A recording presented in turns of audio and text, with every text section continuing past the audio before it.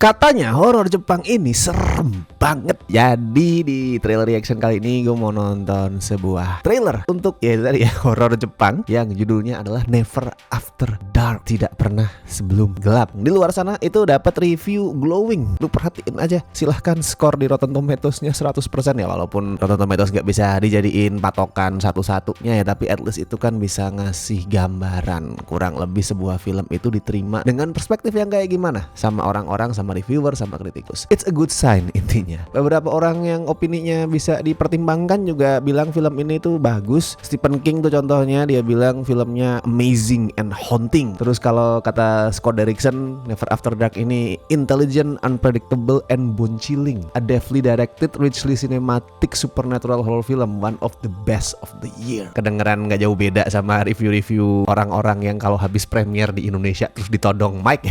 Tapi kan intinya kalau misal filmnya tuh sebenarnya jelek banget gak akan seglowing itulah komentarnya. Nah di Jepang filmnya ini udah rilis tanggal 5 Juni kemarin. Cuman emang bukan tipikal film yang akan mendatangkan duit banyak ya kayaknya ya. Bukan film gede gitu, gak kedengeran ada kriuhan soal perilisan film ini. Cuman hype-nya belakangan ini yang bikin gue juga jadi tertarik untuk ngeriak ya. Hype-nya itu lagi dinaikin lagi. Soalnya Never After Dark ini baru mau rilis secara luas di US itu tanggal 25 September. Makanya dinaikin lagi nih hype-nya dengan ngerilis trailer baru ya. Dan jujur sebelum ini gue emang belum pernah denger soal Never After Dark ya. Baru ini ngelihat trailernya ada di home YouTube, terus gue searching kok sepertinya menarik untuk ditonton karena gue udah lama nggak nonton J-horror yang beneran serem ya. Tapi sebelum rilis di US itu emang udah sempet tayang di beberapa festival. Ada di SXSW kemarin, sampai tayang juga di Overlook Film Festival yang BTW itu adalah festival khusus untuk film horor. Dan di situ Never After Dark berhasil menang film terbaik. Kalau di Indonesia belum ada kabar. Tapi semoga masuk ya. Gue lagi kangen anjir nonton film horor Jepang di bioskop yang beneran serem, yang beneran bagus. Ceritanya tentang apa? Coba nih gue bacain sinopsisnya. Jadi Never After Dark ini bercerita tentang seorang cenayang yang bertugas membantu jiwa-jiwa tersesat, dan dia itu harus berhadapan dengan entitas kuat di sebuah rumah. Nah ini tipikal film haunted house. Dan ketika menginvestigasi asal muasal dari entitas tersebut, dia menemukan rahasia kelam dan harus berhadapan dengan ancaman mematikan yang berasal dari sumber tak terduga. Terlalu generik ya kak sinopsisnya. Nggak tahu gue, entah emang ceritanya itu nanti bakalan klise atau sengaja dibikin kayak gitu biar nggak terlalu revealing, biar nggak spoiler, biar rahasianya tetap terjaga. I don't know. Tapi coba kita simak dulu trailer untuk Never After Dark.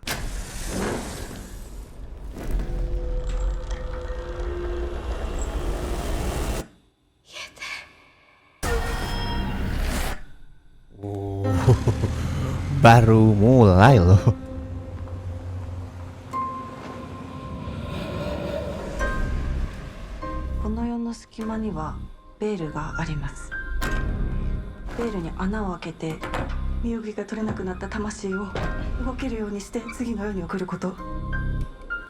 Rambutnya agak gimana ya?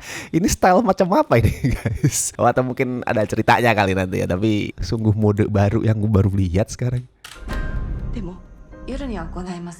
Oh, oke, makanya Never After Dark ya. Sorry.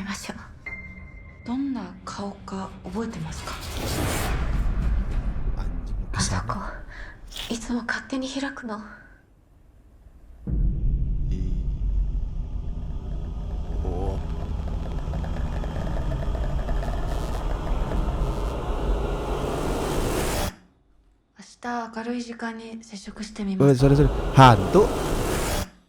Oh, oke. Seram juga mas ini.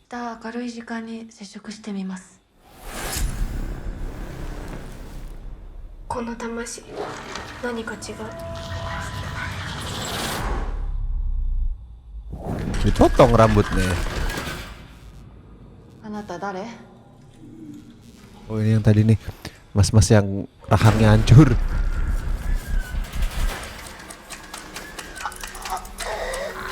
Oh gua ngerti, kayaknya dia tuh untuk ritual tuh harus motong rambutnya gak sih? Iya gak sih? Wah,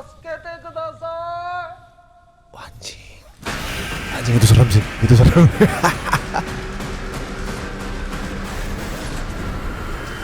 Itu di tangannya. 自分がもう死んでるなんて誰も認めたくない。 Okay, nobody accepts their tuh tadi lu lihat sekali lagi ya. Itu sih sebenarnya hal-hal yang gue suka dari film horor, terutama film horor Asia ya, Jepang gitu terutama. Kengeriannya nggak harus dari penampakan hantu ya. Ini ada banyak penampakan hantu, tapi scene yang tadi itu serem banget tanpa harus ngeliatin hantu, darah. Wah nih. Tasukere kudasai. Wah anjing, serem banget. Gue nggak tahu konteksnya nanti filmnya apa ya, tapi men.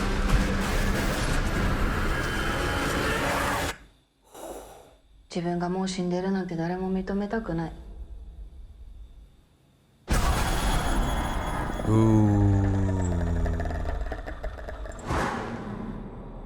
Ya. Anjing. Gue pikir udah kelar, ternyata masih ada. Ya, it looks creepy. Itu tadi beberapa penampakan hantu emang serem, emang agak disturbing desain hantunya, tapi yang paling bikin gue gitu kayak dek, walaupun baru nonton trailernya, itu adalah pada saat tadi itu ada tangan. Tasukere kudasai. Sekali lagi, horor-horor Jepang, even novelnya juga ya, novel-novel horor Jepang paling serem di saat menyoroti hal kayak gitu. Uncanny Valley ya, sesuatu yang terlihat seperti manusia tapi tidak berperilaku kayak manusia, familiar tapi aneh. Tadi habis react tuh gue sempet googling sedikit tentang filmnya, dan itu menjawab sedikit keheranan gue pada saat tadi nonton ya. Cuman belum gue sampein. Gue tuh tadi ngerasa beberapa shotnya, terutama pada saat di awal trailer tuh ada banyak establishing shot rumahnya, ngeliatin mobilnya tuh gue ngerasa ini shotnya kok American banget ya. Kayak gue bisa membayangkan itu settingnya pindah ke Amerika dan shot-shotnya kayak gitu. Gue pikir apakah emang sekarang sineas horor Jepang tuh lagi mulai berusaha ngambil inspirasi dari western kah kayak yang dilakuin sama Korea. Gue pikirnya gitu, tapi ternyata setelah gue cari-cari, sutradaranya sama penulis naskahnya emang orang Amerika, bukan orang Jepang. Bule totok ini orang, namanya adalah Dave Boyle, orang Amrik, tapi emang dia itu sering bikin film dengan setting di Jepang atau dengan karakter Jepang, aktor Jepang, atau yang ceritanya itu punya cross kultural antara Amerika sama Jepang. Jadi emang Never After Dark ini bukan kayak dia secara random atau latah gitu tiba-tiba bikin J-horror. Emang enggak, emang dia udah sangat sering dan familiar dengan film Jepang, dengan budaya Jepang. Gue nggak tahu apakah emang karena orangnya tinggal di Jepang atau karena nikah sama orang Jepang, gue nggak ngerti. Tapi kayaknya sih nggak ada keturunan Jepang ya, ini bule banget ini orang jelas. Cuman tadi emang kerasa sih itu shot-shotnya sangat Amerika, dan di trailernya kayak emang kerasa gabungan antara filmmaking Amerika dengan filmmaking J-horror. Tapi tadi ngomongin soal karakternya ya, soal rambutnya sih lebih tepatnya. Kayak tebakan gue bener gak sih tadi? Itu memang rambut itu dia potong untuk ritual. Jadi dia adalah cenayang yang entah mediumnya atau pembuka gerbangnya, pembuka